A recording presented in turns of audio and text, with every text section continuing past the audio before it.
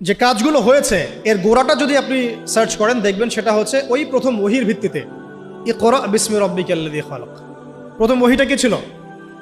ইকরা বিসমি রব্বিকাল্লাযী খালাক। আজকে একটু সময় নিয়ে আমি আয়াতগুলো আপনাদেরকে বোঝাচ্ছি। অনেক জায়গায় সময় পাই না, পরিবেশ পাই না। আমার কাছে মনে হচ্ছে এখন বলার মতো পরিবেশ আছে, তাই বলছে। ধৈর্য আছে আপনাদের? আচ্ছা, একটু শুনেন, আয়াতগুলো শুনেন। অনেকে এইটুক বলে আর কি, ইকরা বিসমি রব্বিকাল্লাযী খালাক, এবং আমি দেখেছি অনেক সেকুলার প্রতিষ্ঠান, ইভেন ইংলিশ মিডিয়াম স্কুল কলেজের বাইরেও আয়াতটা লেখা আছে। আসলে এর দ্বারা কি বোঝানো হয়েছে? নবী সাল্লাল্লাহু আলাইহি ওয়াসাল্লাম পেরেশান, এই সমাজটাকে কিভাবে পরিবর্তন করব। তিনি সমাজের এই জাহিলিয়াতগুলো থেকে নিজেকে দূরে সরিয়ে রাখেন, ওই হেরা গুহায় গিয়ে বসে থাকেন। আপনারা যারা নামাজ পড়েন 5 ওয়াক্ত, আপনার কানের পাশে যদি মিউজিক প্লে করা হয় ধুমধারাক্কা, আপনার কি ভালো লাগে? ভালো লাগে কি আপনার? নিশ্চয়ই ভালো লাগে না।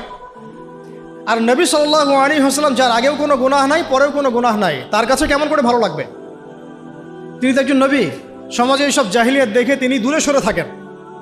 দেখেন আমাদের সমাজেও কিন্তু যে মানুষগুলো একটু আল্লাহওয়ালা, সমাজের জাহিলিয়াত তাদেরকে ভালো লাগে না, তারা আলাদা হয়ে চলে। তখন সমাজ ওদেরকে বলে তারা আনসোশ্যাল, তাই না?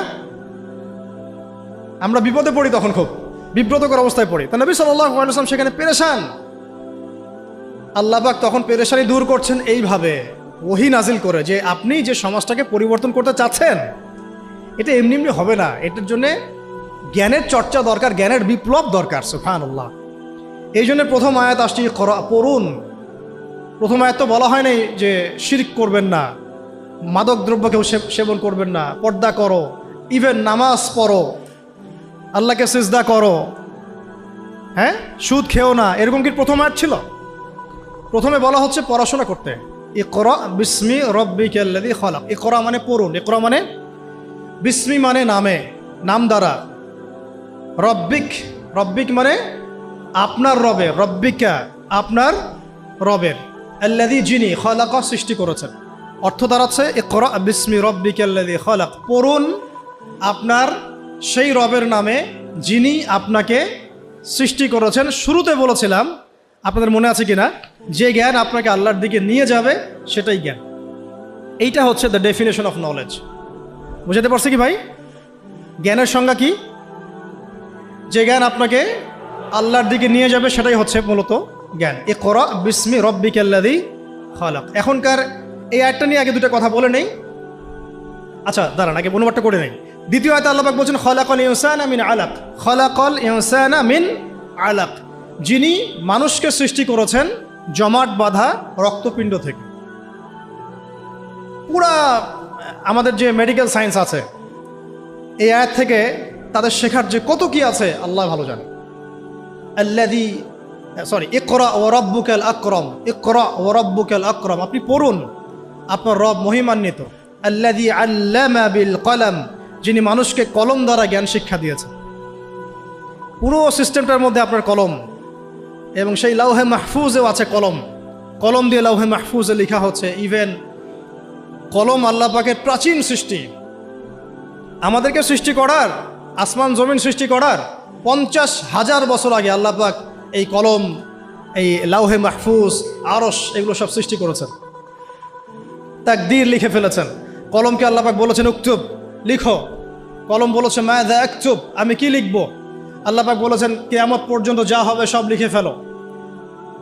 আমরা যে জীব আর জড়র সংজ্ঞা পড়েছি, সংজ্ঞাটা ঠিক না।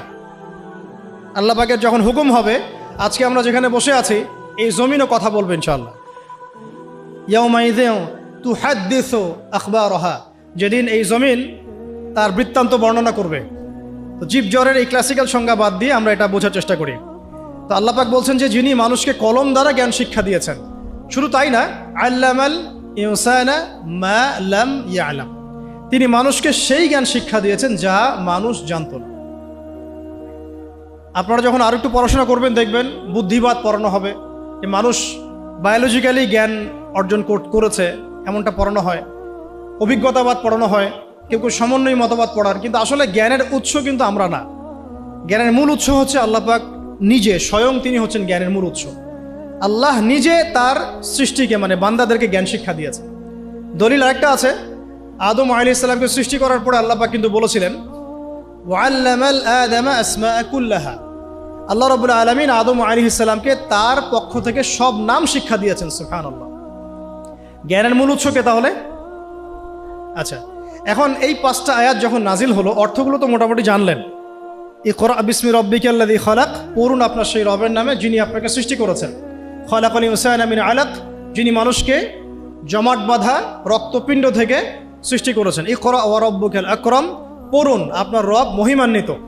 আল্লাযী আল্লামা বিল কলম, যিনি মানুষকে কলম দ্বারা জ্ঞান শিক্ষা দিয়েছেন। আল্লামাল ইনসান মা লাম ইয়ালাম, মানুষকে সেই জ্ঞান শিক্ষা দিয়েছেন যা মানুষ জানতো না। এই যে গল্পের জার্নি বিগেন সেখান থেকে। এরপরে 23 বছর পরে আপনি মক্কার দিকে তাকান, দেখবেন সেখানে কোনো শিরক নাই, আছে? কোনো রিবা নাই, আছে? কোনো মাদক নাই, কোনো মেয়ের অবমাননা, ইভেন কোনো জুয়া, ধর্ষণ, বিচ্ছিন্ন দু একটা ঘটনা ঘটতে পারে, কোনো গোত্রীয় হানাহানি, কিচ্ছু নাই। কত বছর? 23 বছর। জার্নিটা কোথা থেকে শুরু হলো? হেরা গুহা থেকে। কোন আয়াত থেকে? ইকরা, পড়ুন থেকে। এখন আপনারাও সব স্টুডেন্ট, আপনারাও পড়ছেন, মাশাআল্লাহ 15 বছর হয়ে গেছে। আমরাও পড়েছি, আমারও 15 বছর চলে গেছে। এর আগেও অনেক জেনারেশন পড়েছে, তাদেরও শত শত বছর চলে গেছে। কিন্তু নবী সাল্লাল্লাহু আলাইহি ওয়াসাল্লামের মতো জ্ঞান দিয়ে সমাজ পরিবর্তন করতে পেরেছে কতজন? বা কেউ কি পেরেছে? আদৌ কি কোনো জাতি এসেছে যারা সেই জ্ঞান দিয়ে পুরো সামাজিক সমস্ত সমস্যার সমাধান টানতে পারে? তাহলে এখান থেকে আমাদেরকে বুঝতে হবে আমাদের জ্ঞানের দৈন্যতা কোন কোন জায়গায় আছে। বুঝতে পারছেন কি কিছুটা? আমরাও তো ট্রাই করলাম, বিগত 50 বছর হলো স্বাধীনতার, রেজাল্টটা কি? সামাজিক ইম্প্যাক্টটা কোথায়? ইম্প্যাক্ট এইখানে, নামাজ, রোজা, হজ, জাকাত, বাস। ইভেন জাকাতও এখন খুব একটা মানুষ দেয় না, ইল্লা মাশাআল্লাহ। বেশিরভাগ মানুষ কিন্তু জাকাত দেয় না। নামাজ পড়ে যারা, তারাও অনেকে জাকাত দেয় না।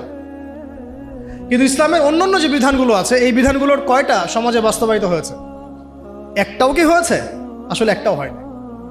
এখন যদি আপনি আমাকে বলেন যে ভাই আপনাকে আমি উপদেষ্টা বানাই দিলাম, এখন তো উপদেষ্টা ফেসবুকে হয় আর কি।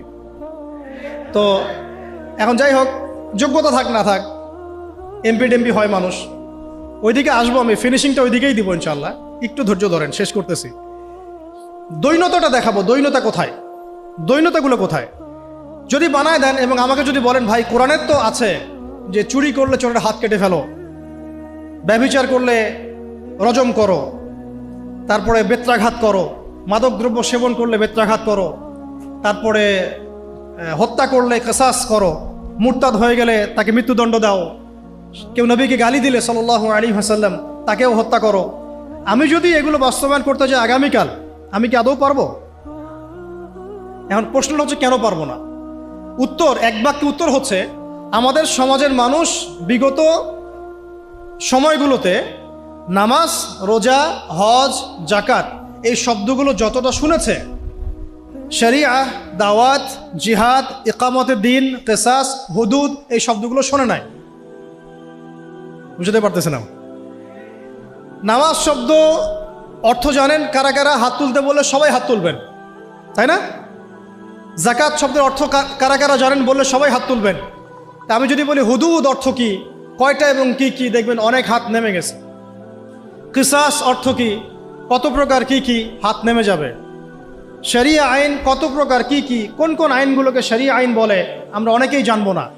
তাহলে এখানে আমাদের সামাজিক একটা ব্যর্থতা আছে। এই ব্যর্থতাটা আমরা আমাদের কাঁধে নিতে চাই, অন্যদেরকে দিতে চাই না। এই ব্যর্থতা তাদের যারা এইসব জায়গায় দাঁড়িয়ে কথা বলি, যারা আমরা লিখি, যারা আমরা অন্যকে নসিহাত করি, যারা আমরা মিম্বরে বসি, যারা আমরা খুতবা দেই, ওয়াজ মাহফিলের প্যান্ডেলে বসি, আমাদের সবার দায়িত্ব এটা, আমাদের কাঁধে আসবে এটা। কেন জনগণ এই শব্দগুলো জানে নাই? সিম্পল, বলা হয় নাই, বা বলা হলেও অত গভীরভাবে আলোচনা হয় নাই, আলোচনা করা হয়তো পরিবেশ পাওয়া যায় নাই, অথবা অডিয়েন্স সাড়া দেয় নাই, বা বলতে গেলেই ধরা হয়েছে আর ওই আয়নাঘরে টপ টপ করে ফেলা হয়েছে। তো এখন তো অনেক প্রতিবন্ধকতা, এখন না হয় কিছু কথা বলা যাচ্ছে। তো আমরা চাচ্ছি এই ফ্লোটা যেন জারি থাকে। এই জন্য আমাদের দোয়া করা উচিত আল্লাহ পাক যেন ইসলামপন্থী কোনো সরকারকে উপরে নিয়ে আসেন। আমরা জানি যে এখন আমরা শরিয়া কায়েম করতে পারবো না, কিন্তু পারবো না, আল্লাহ চাইলে তো অবশ্যই পারবো, কিন্তু আমাদের একটা প্রজ্ঞার আলোকে আমরা বলছি যে এখন ইনস্ট্যান্ট আপনি শরিয়া কায়েম করতে পারবেন না। প্রেক্ষাপটটা এমন নাই, মানুষ এটা বুঝে না, তাদের কাছে আমরা জনমতটা তৈরি করতে পারি না সেভাবে। কিন্তু যদি কোনো ইসলামপন্থী সরকার আমাদের মাথার উপরে থাকেন, তখন দেখা যাবে আমরা একটা সময় পাবো, সুযোগ পাবো মানুষকে দাওয়াত দেওয়ার জন্য। তাই আজ না হলেও কাল ইনশাল্লাহ দেখা যাবে ঠিকই জনগণ এটা বুঝতে পারছে ইনশাআল্লাহ। তারা নামাজকে যেমন গুরুত্ব দিবে, শরিয়াকেও গুরুত্ব দিবে ইনশাআল্লাহ। আল্লাহ পাক আমাদেরকে বোঝার তৌফিক দান করেন।